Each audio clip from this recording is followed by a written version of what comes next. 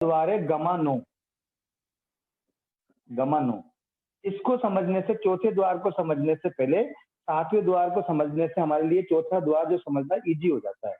इसलिए हम पहले 3 द्वार के बाद में चौथे द्वार को समझने की बजाय हम सातवां द्वार समझेंगे। इस तरीके से हमारे 4 द्वार कंप्लीट होने के बाद फिर हम 5वें द्वार के रूप में जो चौथा द्वार है भविष्यकाल 16 वो समझने का प्रयास करेंगे। अब गमा नो, देखो गमा यानी होता है विकल्प। जीव एक भव से दूसरे भव में जाता है। हम कौन सा द्वार समझ रहे हैं? सातवां द्वार।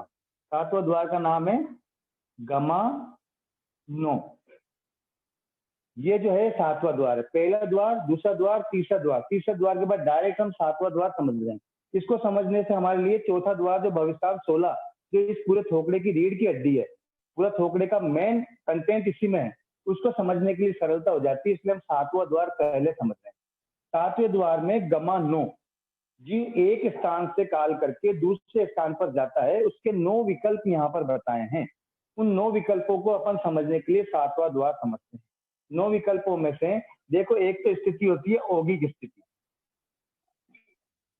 एक होती है जघन्य स्थिति, एक होती है उत्कृष्ट स्थिति।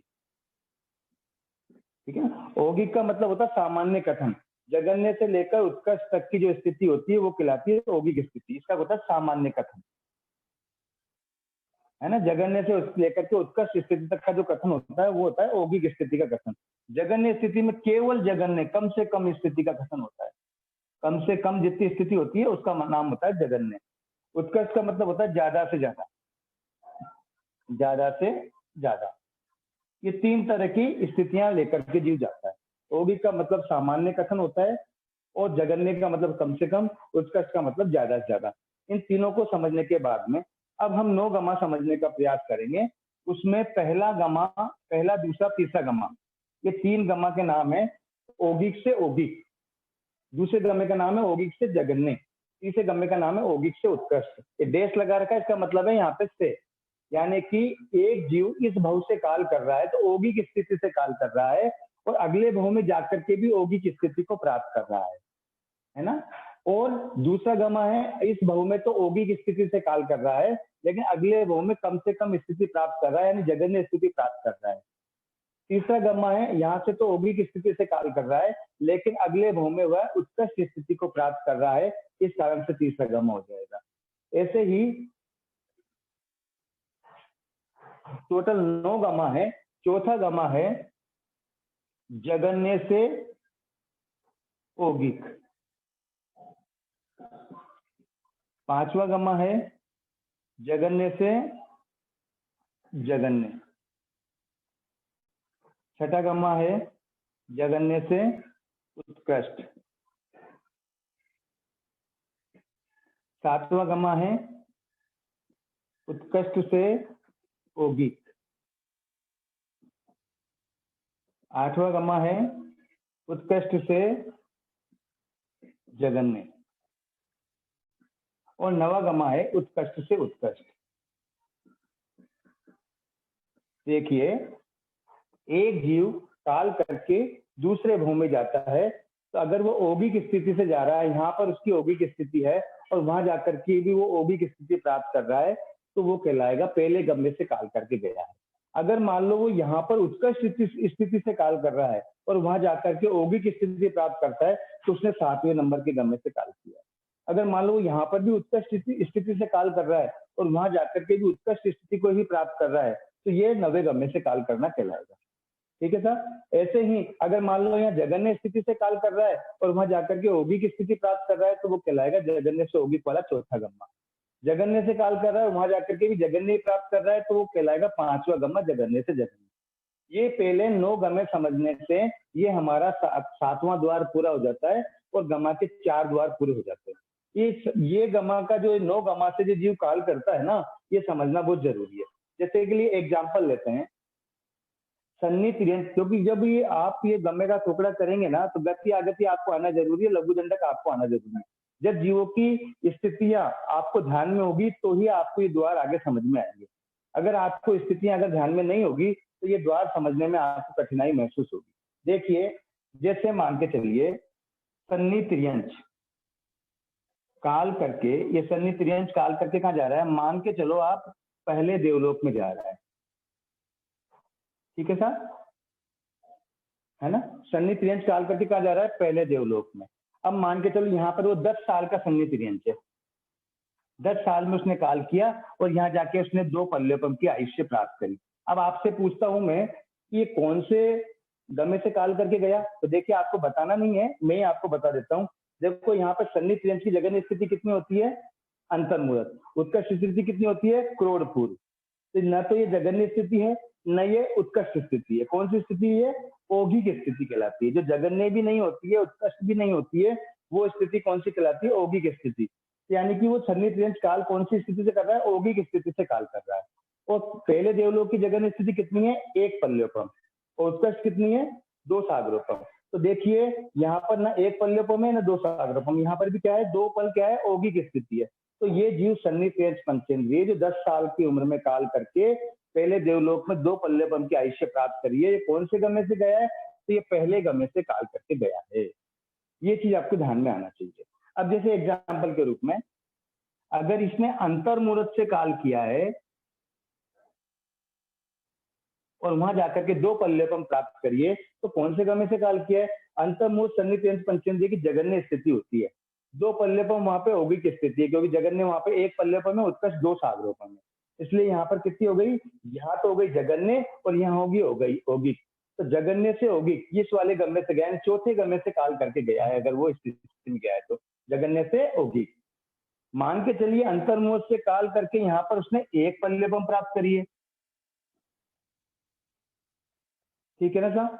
अगर मान लीजिए सन्नी त्रियंश पंचेंद्रिय अंतर्मुहूर्त से काल किया और पहले देवलोक में जाकर के उसने 1 पल्लवम की स्थिति प्राप्त की, तो देखिए कौन से गम्य से गया वो, तो देखिए यहाँ पर भी जगन्य स्थिति से काल किया उसने और वहां पर भी उसने जगन्य स्थिति को ही प्राप्त किया है, क्योंकि पहले देवलोक की जगन्य स्थिति 1 पल्लवम है। लघु दंडक अपने को याद रहेगा तो बराबर अपने निकलेगा। तो जगन्य स्थिति से काल किया और जगन्य स्थिति में ही वो उत्पन्न हुआ, वहां पे वहां की भी उसने जगन्य स्थिति प्राप्त की, तो ये 5वें गम्य से गया, 5वें गम्य से काल करके वो पहले देवलोक में गया, ठीक है साहब। और एग्जाम्पल ले सकते हैं, यहाँ पे मान के चलिए क्रोड़पुर से काल किया उसने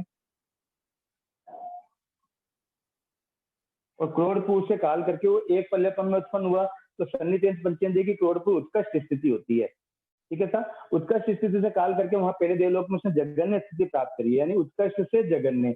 उत्कृष्ट से जगन्य कौन सा गम्मा है, 8वां गम्मा है। ये गम्य आपको पूरे 9 के 9 याद करने पड़ेंगे, ध्यान में ले लो। औगिक से औगिक, औगिक से जगन्य, औगिक से उत्कृष्ट, ये 3 गम्य हो गए। फिर चौथा पांचवा छठे में जगन्य से औगिक, जगन्य से जगन्य, जगन्य से उत्कृष्ट। फिर 7वां 8वें 9वें में उत्कृष्ट से औगिक, उत्कृष्ट से जगन्य, उत्कृष्ट से उत्कृष्ट। ध्यान रखो शुरू के 3 गम्मों में फर्स्ट में औगिक आएगा और सेकंड नंबर पे औगिक जगन्य उत्कृष्ट, औगिक जगन्य उत्कृष्ट। फर्स्ट में औगिक आएगा और सेकंड नंबर की जो तरफ है उसकी तरफ औगिक जगन्य उत्कृष्ट आएगा।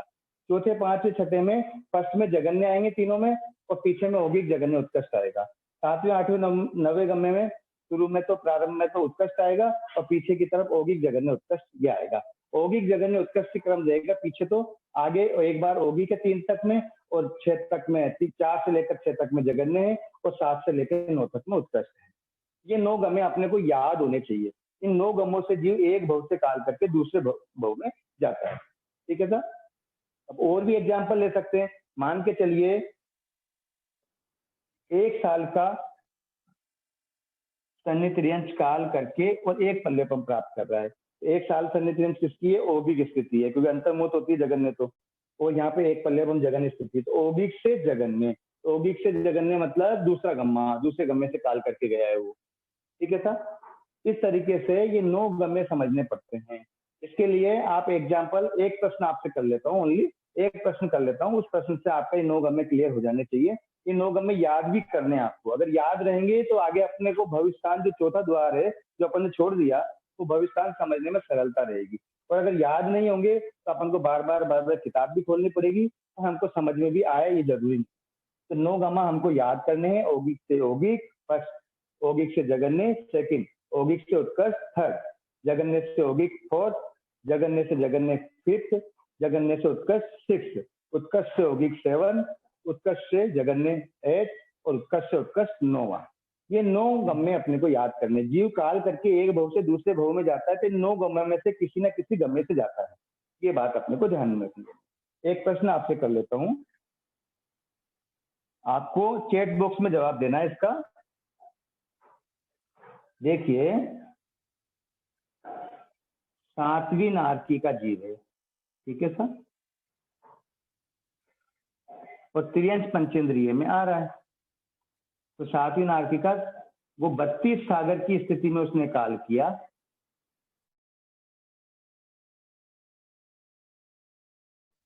कौन से गम्य से आया वो, ये बता दें आप। 32 सागर की 7वीं नारकी की स्थिति है, आप चैट बॉक्स में जवाब देना। 32 सागर की स्थिति में काल करके और वो त्रियंश पंचेंद्रिय में जन्म लेकर उसने क्रोड़ पूर्व की स्थिति को प्राप्त किया है। तो वो कौन से गम्य से आया ये आपको बताना है। चैट बॉक्स में जवाब दे दें ताकि आपको मुझे मालूम पड़ जाए कि आपको गमा जो है 9 समझना है। त्रिलोक जी एक्चुअली चैट डिसेबल किया हुआ है। अच्छा अच्छा अच्छा, हाँ, क्योंकि मैं बीच बीच में डिस्टर्ब होता है, इसलिए मैं चाहिए तो इनेबल कर देता हूँ सबके लिए। ठीक है, ठीक है सर, ठीक। हाँ, अभी करता हूँ इनेबल वापस। हाँ ठीक है। तो ये 7वीं नारकी का नेरिया 32 सागर की स्थिति से काल करके और त्रियंश पंचेंद्रिय के करोड़ पूर्व की स्थिति प्राप्त की है उसने। आप बता देवें कि कौन से गम्य से गया है। अगर आपको समझ में आए हैं 9 गम्य तो आप ध्यान में ले लें। 7वीं नारकी की जगन्य स्थिति 22 सागर होती है, उत्कर्ष स्थिति 33 सागर होती है। त्रियंश पंचेंद्रिय में जो वो 7वीं नारकी का निकलकर त्रियंश पंचेंद्रिय को प्राप्त करता है, जगन्य अंतर्मुख को प्राप्त कर सकता है, उत्कृष्ट करोड़ पूर्व को प्राप्त कर सकता है। अब आप बताएं चैट बॉक्स में, आपका अनलॉक कर दिया होगा चैट बॉक्स? हाँ, चैट बॉक्स एनेबल कर दिया। ठीक है, थर्ड बिल्कुल सही है। अधिकांश लोगों का जवाब सही है। किसी ने तीसरा, छठा और नवा भी जवाब दिया है लेकिन वो गलत है। जो थर्ड जवाब दिया है तीसरे गम्य से वो बिल्कुल सही है। देखिए यहाँ पे 7वीं नारकी की औगिक स्थिति है, जगन्य स्थिति तो कितनी है 22 सागर, उत्कर्ष स्थिति है 33 सागर, दोनों ही नहीं है तो कौन सी हो गई, औगिक स्थिति हो गई। ठीक है ना, वहां पर उसकी करोड़पुर उत्कर्ष स्थिति है क्योंकि करोड़पुर जो प्राप्त करेगा वो उत्कर्ष स्थिति प्राप्त करेगा क्योंकि जगन्य अंतर्मुख होती है, उत्कर्ष करोड़पुर होती है। 7वीं नारकी का निकलकर सन्निहित त्रियंश पंचेंद्रिय बनता है तो करोड़पुर उत्कर्ष हो गई। तो तीसरा गमा औगिक से उत्कर्ष बिल्कुल बराबर आपने जवाब दिया है। 2-4 जनों के जवाब गलत भी आए, छठा या नवा जिन्होंने जवाब दिया वो बराबर नहीं है। देखिए एक एग्जाम्पल और पूछता हूं जिससे आपका 7वां द्वार क्लियर हो जाए।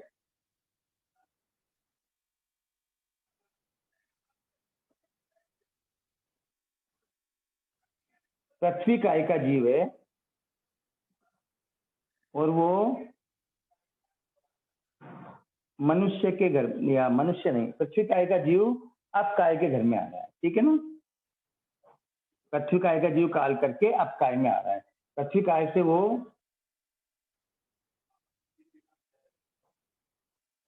48 मिनट की स्थिति से काल कर रहा है और यहाँ आकर के भी वो 48 मिनट की स्थिति प्राप्त कर रहा है। चैट बॉक्स में जवाब देंगे, वो सोच समझ के जवाब देना।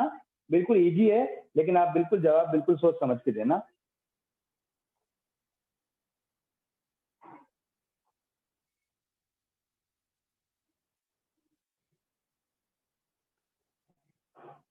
अधिकांश जवाब आपके गलत आ रहे हैं।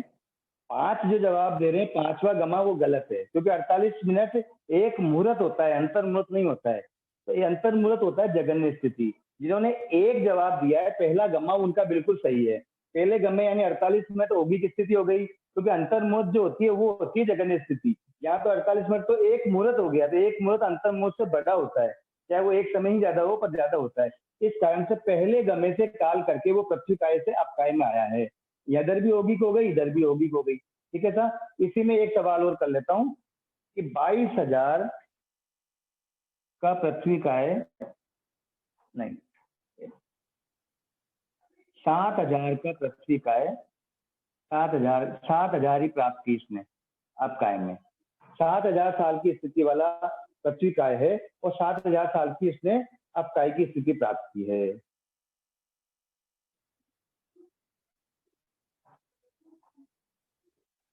अधिकांश लोगों का जवाब सही है, थर्ड गम्मा। किसी ने छठा भी दिया है, नवा भी दिया है लेकिन वो गलत है। थर्ड गम्मा जिन्होंने दिया है, देखिए पृथ्वी काय की 7,000 औगिक स्थिति होती है क्योंकि जगन्य अंतर्मुहूर्त होती है, उत्कर्ष 22,000 होती है और अब काय की उत्कर्ष स्थिति 7,000 होती है। इसलिए औगिक से उत्कृष्ट, औगिक से उत्कृष्ट तीसरे गमे से काल करके वो गया है। आपको मेरे मेरे हिसाब से आपको ये 7वां द्वार समझ में आ गया होगा। और ये 7वां द्वार समझते ही अपने 4 द्वार पूरे हो गए। पहला द्वार घर 44, दूसरा द्वार जीव के भेद 48, तीसरा द्वार आगत्य स्थान 321 और चौथा द्वार जो है वो भविष्य स्थान अपन ने छोड़ दिया, लेकिन उसकी जगह 7वां द्वार जो है वो गमा 9, गमा 9, ये 7वां द्वार हमने कंप्लीट कर लिया। इस तरीके से 8 में से हमारे 4 द्वार पूरे हो गए हैं। इन 4 द्वारों के साथ ही हमारा 50% टुकड़ा पूरा हो गया है। यानी कि आपने, अगर आपको अभी तक का मैटर समझ में आ गया तो आप ये मान के चलना कि गमा जो है हमने 50% पूरा कर लिया है। अब जो है चौथा जो द्वार हमारा पेंडिंग था, वो जो मेन द्वार है, इस गमा के टुकड़े का मेन द्वार है, उस 16 भविष्यस्थान को अगर हम समझ लेते हैं तो उनसे कई धारणाएं निकलती है और कई हमारे तत्व के संबंधित मौलिक जो धारणाएं हैं, मौलिक बेस जो हैं, वो विचित्रताएं आदि जो हमको समझ में आ जाती हैं। तो हम चौथा द्वार चालू करते हैं, जो कि हम भविष्यस्थान 16 जो है वो चौथा द्वार है, परंतु अपन 5वें नंबर पे पढ़ रहे हैं क्योंकि चौथा द्वार के रूप में अपन ने गम्मा 9 पढ़ लिया है। इसलिए अब हम 16 भविष्यस्थान, इस 16 भविष्यस्थान जो है वो पढ़ना स्टार्ट करेंगे। ये मेन द्वार है, इसमें ध्यान रखें, पूरा एकाग्रता से करें, धीरे धीरे करेंगे और एकाग्रता पूरी रखें। गम्मा का टुकड़ा बहुत बड़ा टुकड़ा है, अगर आप एकाग्रता नहीं रखेंगे तो आपके समझ में आने वाला नहीं है। दूसरी बात, गति आगति और लघु दंडक जिन्होंने किया हुआ है वो इसका रिवीजन कर लें बराबर। अगर आपने रिवीजन लघु दंडक और गति आगति का नहीं किया हुआ है तो इसको समझने में मुश्किल रहेगी। इसलिए वो दोनों टुकड़े जिन्होंने किए हुए हैं उसको समझने का प्रयास करेंगे। चौथा द्वार भविष्यस्थान 16, भविष्यस्थान 16 ये मेन द्वार है इस गमा के टुकड़े का। इसको समझने में आप जितना टाइम लगाएंगे उतना अच्छा रहेगा। इसको अच्छी तरह समझ लेंगे तो पूरा गमा का टुकड़ा आपने 90% समझ लिया, ये मान के चलना आप। देखिए 16 भविष्यस्थान निकालेंगे, 16 भविष्यस्थान में हम जीवों के एक भव से दूसरे भव में जो जाते हैं उसके सारे स्थान हमारे सम्मिलित हो जाएंगे इन 16 में। 16 निकालने के साथ ही एक जीव जो दूसरी गति में जाता है, चाहे पृथ्वी काय से अपकाय में जाए, चाहे पृथ्वी काय से 10 दंडक में जाए, कहीं पर भी जाए, चाहे तो देवता से मनुष्य में आए, चाहे त्रियंश से मनुष्य में आए, कहीं पर भी आना जाना जो जीव का होता है इन 16 भविष्यस्थानों में इंक्लूड हो जाता है। 16 भविष्यस्थान समझने का प्रयास करेंगे। 16 भविष्यस्थान है, उनमें से पहला भविष्यस्थान है, अच्छी तरह समझने का प्रयास करेंगे और ध्यान रखें भले कम कम हो अपने, लेकिन ये भविष्यस्थान अच्छी तरह समझने का प्रयास करेंगे। एक बात, जो चीज मैं बोल दूं उस चीज को बिल्कुल क्लियर रखना है। देखो मैं पूरा लिखूंगा, पहला भविष्यस्थान का नाम पूरा लिखूंगा और पहले भविष्यस्थान का पूरा नाम लिखूंगा। इसका मतलब क्यों लिख रहा हूं आप ध्यान में ले लें कि भविष्यस्थान को लाइन टू लाइन आपको याद करना है। वो लाइन टू लाइन अगर पहले भविष्यस्थान का नाम याद रहेगा तो आपको पीछे की डिटेल याद रह सकती है, उससे संबंधित चीजें। देखिए पहले भविष्यस्थान का नाम है असंगी त्रियंच पंचेंद्रिय काल करके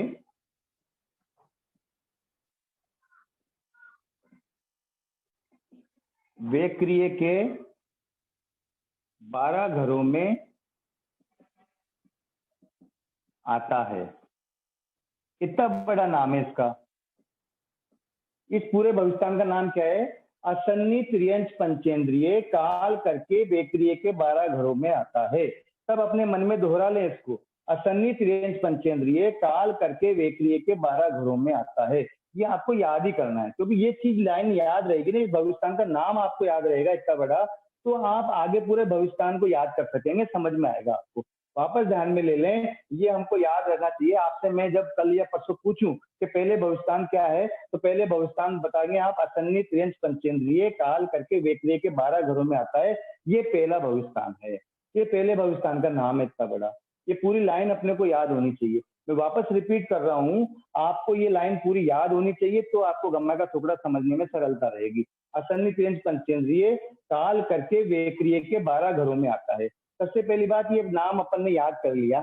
आपने पूरी लाइन को पूरे के पूरे याद। मेरी आवाज नहीं आ रही है?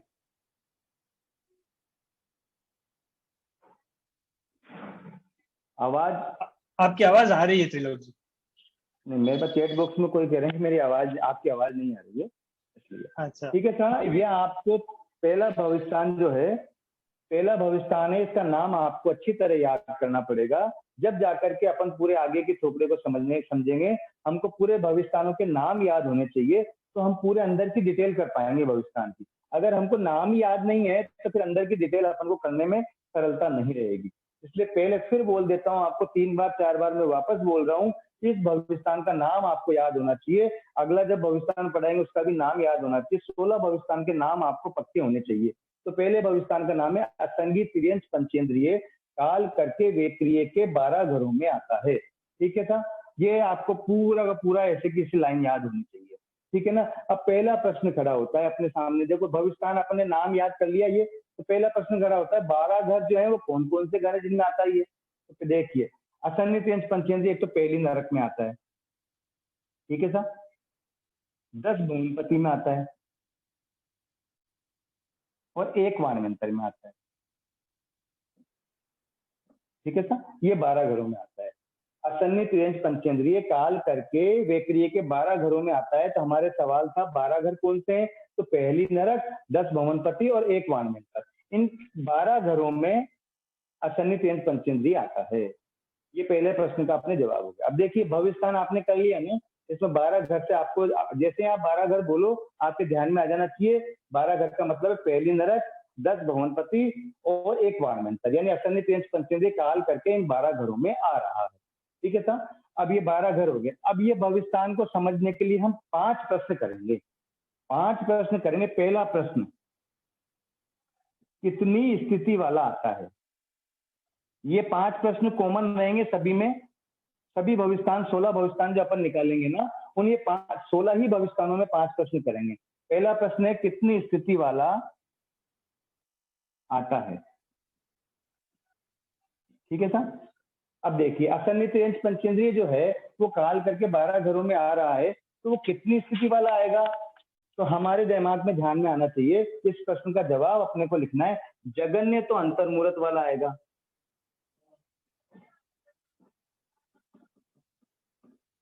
और उत्कृष्ट क्रोधपूर्व वाला आएगा। इससे ज्यादा असन्नी तिर्यंच पंचेंद्रिय की स्थिति होती भी नहीं है। अगर मान लो पहला प्रश्न आपने किया असन्नी तिर्यंच पंचेंद्रिय काल करके वेक्रिय के 12 घरों में आता है, तो कौन से 12 घर है, पहले तो आपने 12 घर लिख लिए। ये तो अंडरस्टूड होना चाहिए। 12 घर के साथ में भले कोष्टक में लगा करके लिख दो 12 घर, या फिर अलग से लिख दो। फिर कितनी स्थिति वाला आता है, ये पहला प्रश्न अपन इस भविष्यवाण के बारे में कर रहे हैं। इसका नाम अपन ने याद कर लिया। अब अपन पहला जो कर रहे हैं वो कितनी स्थिति वाला आता है, तो अपन ने जवाब दिया जगन्य अंतर्मुहूर्त वाला आता है, उत्कृष्ट क्रोधपूर्व वाला आता है। ठीक है ना। ये पहले प्रश्न के जवाब के साथ ही मैं आपको एक और निवेदन कर देता हूँ। असन्नी तिर्यंच पंचेंद्रिय जो वेक्रिय के इन 12 घरों में जा रहा है, उसमें जगन्य जो अंतर्मुहूर्त वाला जा रहा है, ये पर्याप्त अवस्था का अंतर्मुहूर्त है। क्योंकि अपर्याप्त अवस्था में काल करके कोई भी वेक्रिय में नहीं जाता है, युगलिक में नहीं जाता है। इसलिए एक नियम ध्यान में ले लो, अपर्याप्त अवस्था में काल करके कोई भी जीव वेक्रिय के दंडकों में नहीं जाता है। ये नियम लिख लेना, आप कॉपी में नोट कर लेना। अपर्याप्त अवस्था में काल करके कोई भी जीव वेक्रिय के दंडकों में तथा युगलिकों में नहीं जाता है। तो इसलिए यहाँ पे जो अंतर्मुहूर्त लिखा है ना, ये पर्याप्त अवस्था का अंतर्मुहूर्त है। अपर्याप्त में काल करके कोई भी इन 12 घरों में नहीं जाता है असन्नी तिर्यंच पंचेंद्रिय। ये नियम आप नोट कर लेना। ये नियम जैसे जैसे अपन भविष्यवाण पढ़ेंगे ना, हमको कुछ नियम याद करने पड़ेंगे। वो नियम आपके सभी थोपड़ों में लागू होंगे। ये ऐसा नहीं है कि यहीं पे लागू होगा, गमा का थोपड़ा नहीं। ये नियम जो आपको बताया है कि अपर्याप्त अवस्था में काल करके कोई भी जीव वेक्रिय के दंडकों में तथा युगलिकों में नहीं जाता है। ठीक है ना। ये नियम सभी पूरे के पूरे थोपड़ों में काम करेगा, यहाँ तक कि कर्म सिद्धांत में भी काम करेगा। जितने भी थोपड़े आप पढ़ते हो उन सब में काम करेगा। इसलिए आप देख लो, जब गति आगति आपने पढ़ी थी ना, तो वहां पे देख लो आगति में अपर्याप्त का जीव नहीं लिया। जैसे पहली नरक की आगति कितनी 25, तो वहां पे देखो 15 कर्म भूमि का भी पर्याप्त है, 5 सन्नी तिर्यंच का भी पर्याप्त है और 5 असन्नी तिर्यंच का भी पर्याप्त है। अपर्याप्त नहीं लिया, क्योंकि अपर्याप्त काल करके नरक में भी नहीं आते, देव में भी नहीं आते और युगलिक में भी नहीं आते। ठीक है ना। ये नियम आप पक्का आपके कॉपी में नोट कर लेना। अपर्याप्त अवस्था में काल करके जीव वेक्रिय के दंडकों में तथा युगलिकों में नहीं आता है। ठीक है सर। ठीक, इसलिए आपको ध्यान रखना है, यहाँ जो अंतर्मुहूर्त स्थिति कम से कम नहीं है, पर्याप्त अवस्था वाली है ना। यहाँ पे अपर्याप्त में काल करके इन 12 जगह पे नहीं जाता है। यहाँ पर्याप्त अवस्था वाला अंतर्मुहूर्त है। कोष्टक में भले आप लिख लीजिए कोष्टक में, ताकि आपको ध्यान में रहे ये पर्याप्त अंतर्मुहूर्त, अंतर्मुहूर्त जो है ना पर्याप्त अवस्था का है, और उत्कृष्ट क्रोड़पुर की स्थिति वाला काल करके इन 12 घरों में आ सकता है। ये पहले प्रश्न का जवाब अपना हो गया, ठीक है था। अब दूसरा प्रश्न करते हैं, कितनी स्थिति प्राप्त करता है। दूसरा प्रश्न क्या है, कितनी स्थिति प्राप्त करता है। अब यहाँ से जाता है वो स्थिति तो अपन ने देख ली, अब कितनी स्थिति प्राप्त करता है। जो वो वहां पे इन 12 घरों में जा रहा है, इन 12 घरों में जाकर के वो कितनी स्थिति प्राप्त करता है, ये दूसरा प्रश्न है। तो देखिए, असन्नित व्यंज पंचेंद्रिय की विचित्रता है। असन्नित व्यंज पंचेंद्रिय की विचित्रता है कि वो चारों गतियों में जाता है, और चारों गतियों में जाकर के भी ज्यादा से ज्यादा स्थिति पल्योपम के असंख्यात भाग से ज्यादा नहीं पा सकता। क्यों नहीं पा सकता? क्योंकि भगवती सूत्र के शतक 1 में असंगी आयुष्य का थोड़ा चलता है।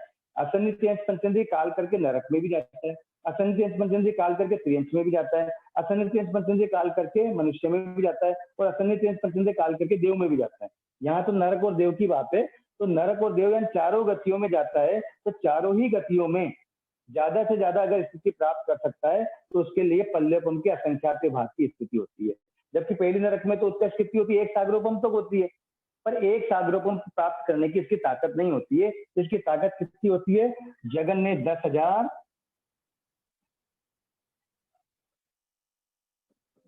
10,000 वर्ष और उत्कृष्ट पल्लेपम के असंख्यात, ये इसकी उत्कृष्ट स्थिति प्राप्त कर सकता है। ये आपको ध्यान में रखना है। असंगी तिर्यंश पंचेंद्रिय अगर परभव में जाता है काल करके, तो ज्यादा से ज्यादा पल के असंख्यात भाग तक की ही स्थिति प्राप्त कर सकता है, इससे ज्यादा की स्थिति वो प्राप्त नहीं कर सकता। इसलिए ध्यान में ले लें, कितनी स्थिति वाला जाता है तो जगन्य अंतर्मुहूर्त उत्कृष्ट क्रोड़पुर। कितनी स्थिति प्राप्त करता है? जगन्य 10,000 वर्ष उत्कृष्ट पल के असंख्यात भाग। ये चीज आप ध्यान में ले लें, क्योंकि वहां पर उसको पल के असंख्यात भाग से ज्यादा स्थिति प्राप्त नहीं होती है। अगर पहली नरक में जाएगा तो जगन्य 10,000 उत्कृष्ट पल के असंख्यात भाग, असुर कुमार आदि में जाएगा 10 भवनपति में तो भी जगन्य 10,000 उत्कृष्ट पल के असंख्यात भाग, वान मंत्र में जाएगा तो भी जगन्य 10,000 उत्कृष्ट पल के असंख्यात भाग। तो ये दूसरा प्रश्न हो गया अपने, कितनी स्थिति प्राप्त करता है, ठीक है था। ये दूसरा प्रश्न हो गया। तीसरा प्रश्न है,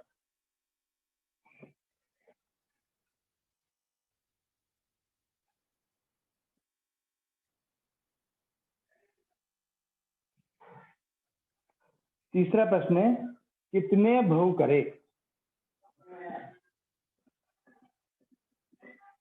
देखिए, असन्नित पंचेंद्रिय काल करके वेतरेय के 12 घरों में जा रहा है। देखिए, असन्नित पंचेंद्रिय काल कर रहा है, पहला भव ही हो गया। दूसरा भव काल करके मान लो पहली नरक में जा रहा है या 10 भवनपति में या वाणमंत्र में जा रहा है, दूसरा भव ही हो गया, है ना। अब वापस क्या इन नरक भवनपति और वाणमंत्र से निकल करके असन्नित पंचेंद्रिय बन सकता है क्या? तो नहीं बन सकता।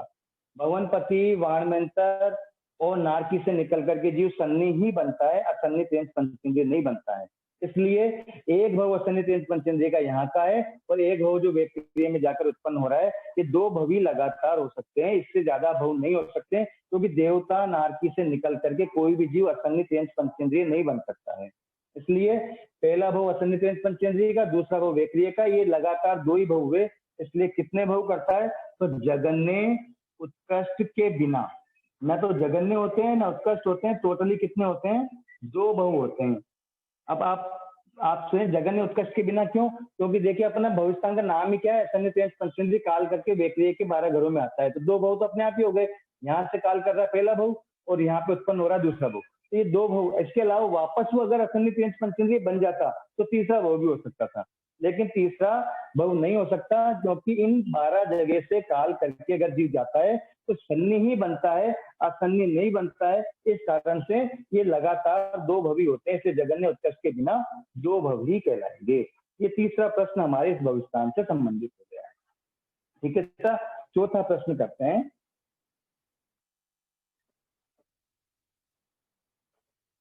चौथा प्रश्न है, आगति स्थान कितने?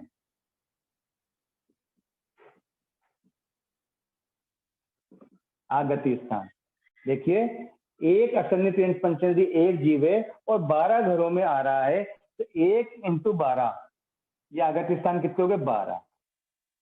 आगत्य स्थान कितने हुए? 12। एक जीव 12 घरों में आ रहा है तो आगत्य स्थान कितने हो जाएंगे? 12। 321 आगत्य स्थान है ना, उनमें से 16 भविष्ठानों में से 16 भविष्ठानों में हम 321 आगत्य स्थान निकालेंगे, उनमें से पहले भविष्ठान में 12 आगत्य स्थान आते हैं।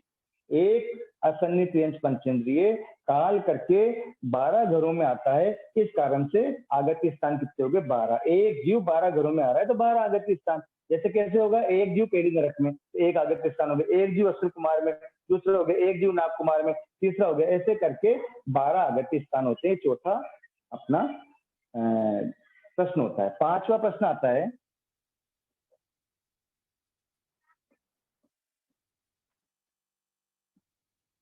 गमा कितने? देखिए, असन्नित यंच पंचेंद्रिय काल करके वेक्रिय के 12 घरों में आता है तो 9 ही गमों से आता है। अपन ने गमे निकाल चुके पहले, औगिक से औगिक, औगिक से जगन्य, औगिक से उत्कृष्ट, जगन्य से औगिक, जगन्य से जगन्य, जगन्य से उत्कृष्ट, उत्कृष्ट से औगिक, उत्कृष्ट से जगन्य, उत्कृष्ट से उत्कृष्ट। तो 9 ही गमों से आता है। एक असन्नित यंच पंचेंद्रिय काल करके 12 घरों में आ रहा है और 9 ही गमों से आ रहा है।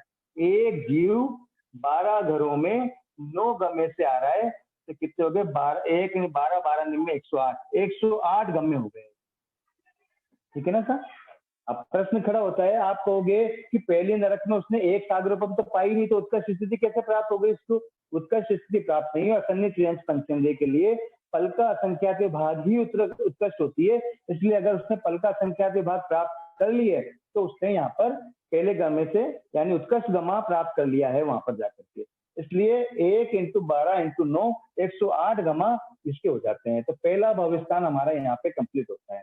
पहले भविष्ठान का नाम याद करना है, फिर वो किन 12 घरों में जा रहा है वो 12 घर अपने को याद करने, फिर हमको 5 प्रश्न करने हैं। पहला प्रश्न, कितनी स्थिति वाला आता है? तो कितनी स्थिति वाला आता है? तो असन्नित यंच पंचेंद्रिय की स्थिति कितने? जगन्य, अंतर्मुहूर्त, उत्कृष्ट, क्रोध पूर्व। अंतर्मुहूर्त पर्याप्त स्थिति वाला लेना है। कितनी स्थिति प्राप्त करता है?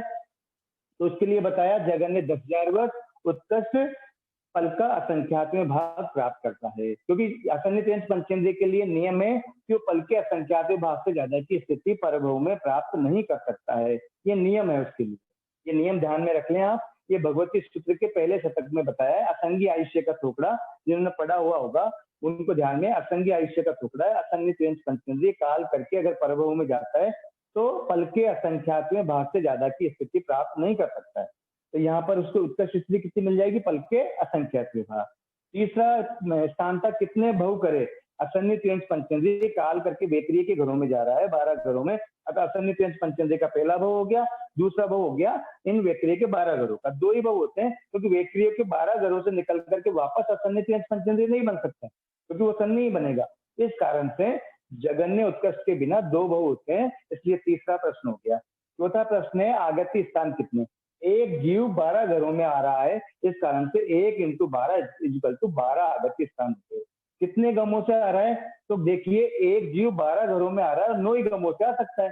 मान लो एक घर के 9 दरवाजे हैं तो 12 घर के 9 दरवाजे हो गए तो 12 निम्न 108, तो 108 गम्य हो जाते हैं। ये पहला भविष्ठान कहलाता है। ये पहला भविष्ठान कंप्लीट हो गया।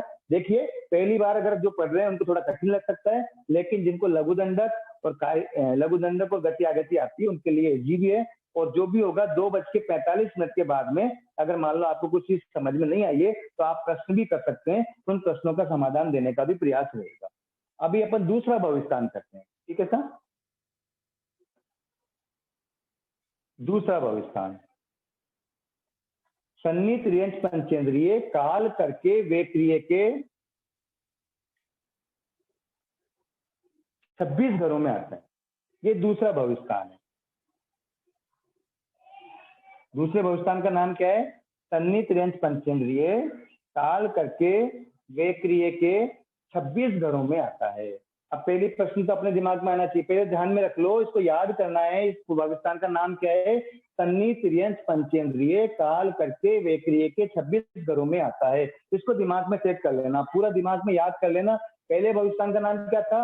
असन्नित यंच पंचेंद्रिय काल करके वेक्रिय के 12 घरों में आता है। पहले भविष्ठान का नाम ये था। दूसरे भविष्ठान का नाम क्या है? सन्नित यंच पंचेंद्रिय काल करके वेक्रिय के 26 घरों में आता है।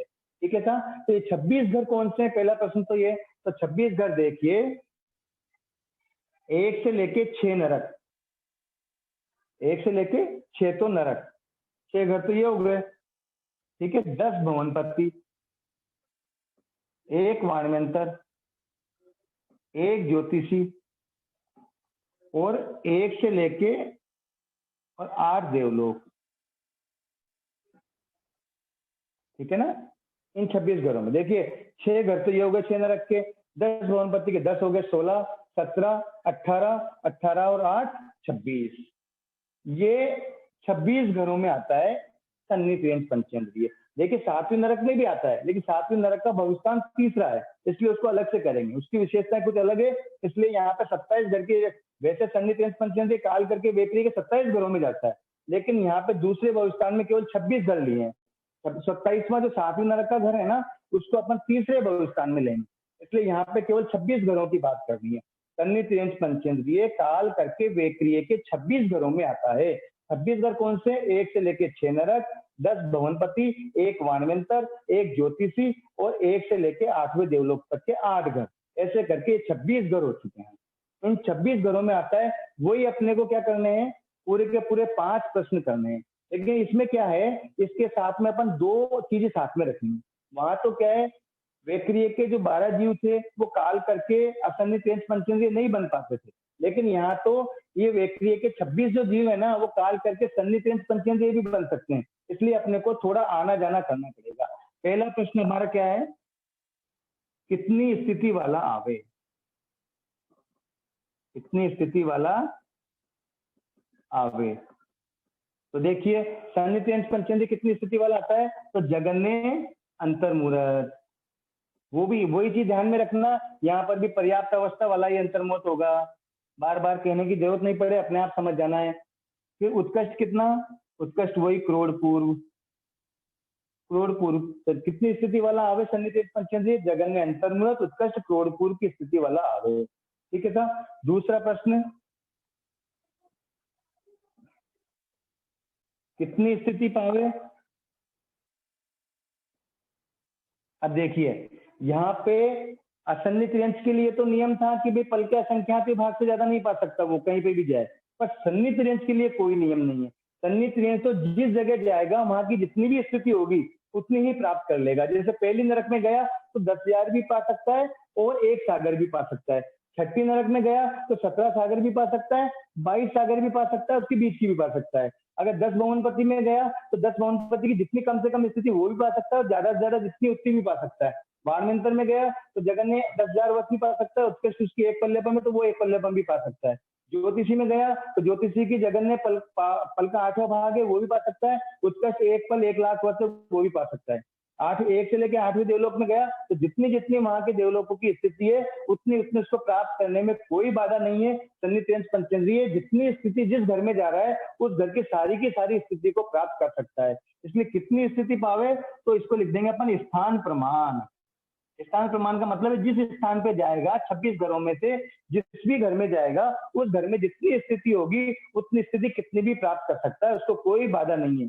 असन्नित पंचेंद्रिय के लिए तो बाधा थी क्योंकि पल का असंख्यात भाग से ज्यादा प्राप्त नहीं कर सकता था, लेकिन इसके लिए कोई बाधा नहीं है, ये तो जितनी चाहे उतनी वहां पर प्राप्त कर सकता है। दूसरा प्रश्न हो गया कितनी प्राप्त करें। तीसरा प्रश्न, तीसरा है कितने भव करे।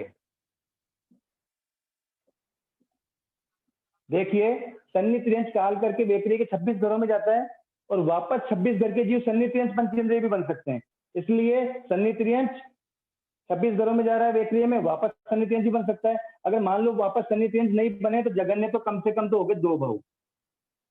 मान लो सन्नित अंश काल करके वेक्रिय के 26 घरों में गया और वहां से फिर वो सन्नित अंश नहीं बना और मनुष्य बन गया, तो जगन्य कितने भव हो गए, 2 भव हो गए ना, सन्नित अंश और वेक्रिय का 1 घर।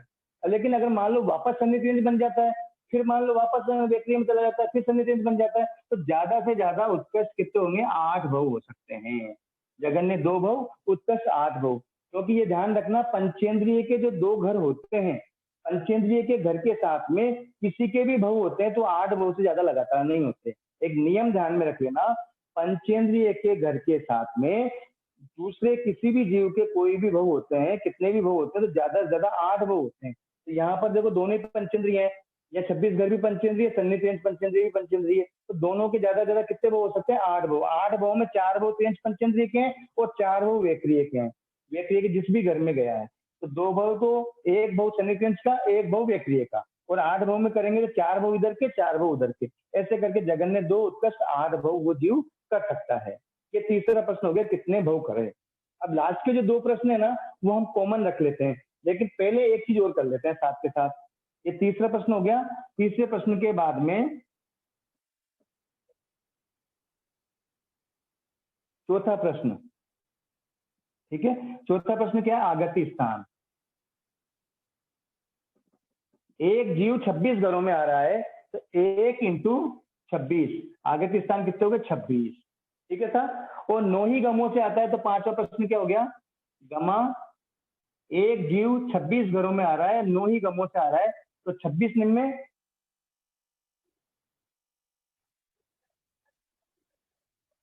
234, बराबर है ना? हाँ, 26 निम्न 234। ये तो हो गया इसका एक साइड। अभी दूसरा भविष्यवाणी खत्म नहीं हुआ है। 5 प्रश्न भले अपन ने कर लिए, लेकिन दूसरा भविष्यवाणी खत्म नहीं हुआ। क्यों नहीं हुआ?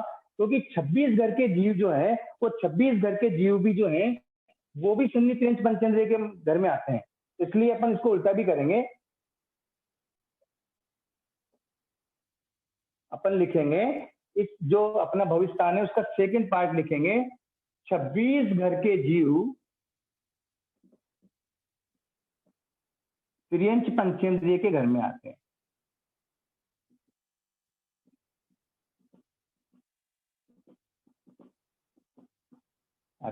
इसका दूसरा पार्ट है ये सेकेंडरी जो भविष्यवाणी है ना, सेकंड भविष्यवाणी का ही दूसरा पार्ट है, वो भी हमको समझना है। पहला पार्ट तो अपन ने समझ लिया कि कितनी स्थिति वाला आवे, अंतर्मोद क्रोडपूर, कितनी पावे, स्थान प्रमाण, कितने भव करे, 2 भव 8 भव, कितने आगत्य स्थान, एक जीव 26 घरों में आ रहा है, 26 आगत्य स्थान। गमा कितने, एक जीव 26 घरों में 9 गमों से आ रहा है, तो 234 गमा। अब इसको उल्टा भी करना पड़ेगा, इसमें भी 5 प्रश्न करने पड़ेंगे। कितनी स्थिति वाला आवे, अब देखो यहाँ पे उल्टा है, यहाँ पे 26 घर के जीव है, तो 26 घर के जीव जो है स्थान प्रमाण की स्थिति वाले आ सकते हैं, ठीक है ना सर। 26 घर के जीव किसके घर में आ रहे हैं? त्रियंच पंचेंद्रिय के घर में आ रहे हैं। तो फर्स्ट भव किसका हो गया? यहाँ पे वेक्रिय का हो गया। तो कितनी स्थिति वाला आवे, तो स्थान प्रमाण वाले आएंगे। दूसरा कितनी पावे, तो यहाँ पे अपन को सन्नी त्रियंच पंचेंद्रिय की लिखनी है, जगन्य अंतर्मूरत उत्कृष्ट क्रोड पूर्व। कितनी पावे, तो यहाँ पे जगन्य अंतर्मूल उत्कृष्ट क्रोड पूर्व पाएगा। कितने भव करे, तो जगन्य 2 उत्कृष्ट 8 भव करे। अगर वेक्रिय का जीव त्रियंच पंचेंद्रिय घर में आ रहा है, तो 2 भव हो गए, और लगातार अगर आएंगे 4 भव वहां के, 4 भव वहां के, 8 भव हो जाएंगे। आगत्य स्थान कितने होंगे? 26 जीव एक घर में आ रहे हैं, तो 26 आगत्य स्थान हो गए। और गमा कितने होंगे?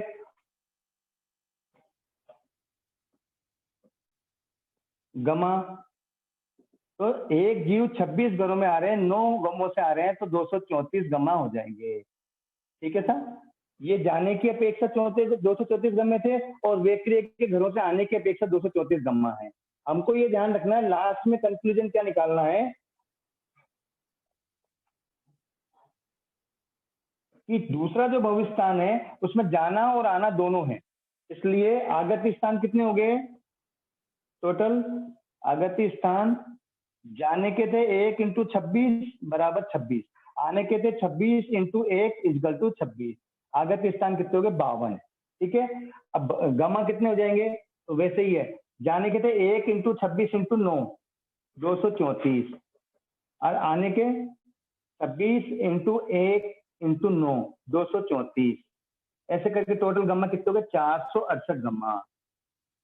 ये अपना दूसरा भविष्यस्थान हुआ। देखिए वापस ध्यान में ले लें, दूसरे भविष्यस्थान में आना भी है, सन्नी त्रियंच पंचेंद्रिय वेक्रिय के 26 घरों में भी आता है, और 26 घर के जो जीव है ना वो त्रियंच पंचेंद्रिय के घर में भी आते हैं। इसलिए आने जाने की अपेक्षा से यहाँ पे 52 आगत्य स्थान हो गए, 26 जाने के, 26 आने के 52, तो 234 गमा जाने के, 234 गमा आने के, 468 गमा हो गए। ये दूसरा भविष्यस्थान कंप्लीट हुआ। आज हम इतना ही रखेंगे, क्योंकि 2:45 तक रखने का था, लेकिन 3 मिनट ओवर हो गया है। अब बाकी का समय आपका प्रश्न पूछने का है, प्रश्न इन दो भविष्यस्थानों से संबंध में, गमा के संबंध में जो प्रश्न हो आप प्रश्न करें, उसका समाधान करने का प्रयास रहेगा। आज ये दो भविष्यस्थान अगर हम समझेंगे तो ये हमारा आगे का जो भविष्यस्थान समझने में सरलता रहेगी। अब आप प्रश्न कर सकते हैं। हाँ, एक्चुअली जिसको भी क्वेश्चंस पूछना है वो हैंड रेज करे, मैं एक को अनम्यूट करूंगा।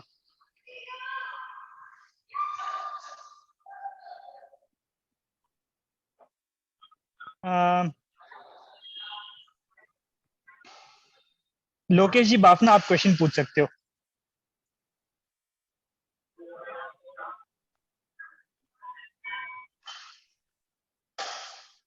लोकेश जी बाफना, ठीक है, नहीं तो संगीता जी दोषी। जी सर, गलती करी तो आगे का कैसे कर पाऊंगी? आवाज क्लियर नहीं आई मुझे आपकी। जी सर, मेरे को ये आज वाला तो पूरा समझ में आ गया, लेकिन हाँ। पीछे की मैंने 2 दिन क्लास अटेंड नहीं कर पाई, मैंने व्हाट्सएप देखा नहीं, तो कैसे हो पाएगा सर? वो तो आप जो संचालक है ना नेहा जी चौड़िया या जो अपने ऋषभ जी हैं उनसे आप कांटेक्ट कर लेना, वो आपको रिकॉर्डिंग इसकी भेज दें। अच्छा, रिकॉर्डिंग भेज देंगे सर। थैंक यू हाँ, सर। सर आज का तो बहुत अच्छा समझ में आ गया मुझे। ठीक है सर, आज से संबंधित कोई प्रश्न हो तो प्रश्न करें। जी मैडम, आपको रिकॉर्डिंग मिल जाएगी, बस क्वेश्चंस के लिए रखे अभी ये टाइम। नेक्स्ट है करिश्मा जी बम। जय जिनेंद्र सर। जय जिनेंद्र सर। सर आपने आगति स्थान वेक्रिय के बोले ना, तो हम ऊपर भी ले रहे 26 और नीचे फिर से 26 + 26 52 कर रहे, फिर वो कैसे? नहीं, अपन आगति स्थान या वेक्रिय को नहीं ले रहे हैं अपन, तो वहां पर जो टोटल 321 आगति स्थान निकाले थे ना तीसरे द्वार में, उसमें 101 वेक्रिय के थे, 220 औदारिक के थे, ऐसे 321 आगति स्थान थे। अब हमको 321 आगति स्थान को 16 भविष्यस्थानों में पहले भविष्य कितने निकले? 12 आगति स्थान। दूसरे भविष्यस्थान में कितने निकले? 52 आगति स्थान। अब यहाँ पे औदारिक से औदारिक नहीं निकाल रहे अपन, 16 भविष्यस्थानों में निकालने, उसमें से अपन ने जो दूसरा भविष्यस्थान है ना उसमें 52 आगति स्थान निकाले। वो हाँ, तो 52 बराबर है। आने के और जाने के दोनों क्यों काउंट किए? आगति सिर्फ आने की रहती है ना? नहीं, पहला तो हो गया। देखिए, पहले सन्निहित रेंज जो है 26 घरों में आ रहा है, तो 26 घरों में आ रहा है तो आगति हो गई। पहले सन्निहित रेंज की आगति किसमें हो गई? 26 घरों में। तो 26 घर के जीव त्रियंच पंचेंद्रिय घर में आ रहे हैं, तो 26 घर की भी तो आगति हो गई ना सन्निहित रेंज पंचेंद्रिय में। 26 घर के जीव त्रियंच पंचेंद्रिय घर में आ रहे हैं, तो त्रियंच पंचेंद्रिय घर की आगति कितनी होगी? 26। और 26 घरों में एक सन्निहित रेंज पंचेंद्रिय आ रहा है, तो 26 घरों में एक हो गया, तो 1 × 26, 26 आगति स्थान इसके हो गए। ठीक है सर? ठीक है। एक्चुअल में क्या है, सारे जीवों के आगति स्थान निकाल लेते हैं तो आगति गति दोनों हो जाती है, क्योंकि एक जीव एक जगह से जाता है ना, तो दूसरी जगह के तो आगति हो जाती है और एक जगह गति हो जाती है। पर वो जीव जो है दूसरी जगह से आएगा तो उसकी आगति हो जाएगी। 321 आगति स्थान में सारे जीवों का आना जाना कंप्लीट हो गया है। ठीक है सर, थैंक यू। हाँ, नेक्स्ट। जय जिनेंद्र। नेक्स्ट है सोनल जी। हाँ, जय जिनेंद्र। हाँ, जय जिनेंद्र। जो दूसरा भव स्थान है सन्निहित रेंज पंचेंद्रिय का, उसमें 1 से 6 नरक लिए हैं। हाँ, तो 7वीं नरक क्यों नहीं लिया है? अब कल अपन जो क्लास करेंगे उसमें तीसरा भविष्यस्थान आएगा, उसमें अपन लेंगे सन्निहित रेंज पंचेंद्रिय काल करके 7वीं नरक में आता है। क्यों नहीं लिया? क्योंकि इसमें जो विशेषताएं आती है ना, वो विशेषता वहां पे 2 भव 8 भव लगातार नहीं कर सकता। वहां पे वो गमा जो आएंगे वो 9 के 9 गमा से नहीं जा सकता। 9 के 9 गमा से जाएगा तो सही, पर कुछ गमा से वो 2 भव 8 भव नहीं कर सकता। कुछ अलग विशेषताएं हैं उसमें जो कल आपको बताई जाएगी, इस कारण से उसका भविष्यस्थान अलग किया गया है। अच्छा, ठीक, ओके, थैंक यू। नेक्स्ट है कवि अनीता जी गलाड़ा। जय जिनेंद्र। भैया, वो पहले अपन असन्निहित तिर्यंच पंचेंद्रिय काल करके व्यक्ति के 12 घरों में जाते हैं बोलते हैं ना, तो उसमें आने का क्यों नहीं करे? हाँ, ये मैंने आपको बता भी दिया था। किए ना, उसमें क्यों नहीं किए? बिल्कुल। हाँ, मैंने बताया था।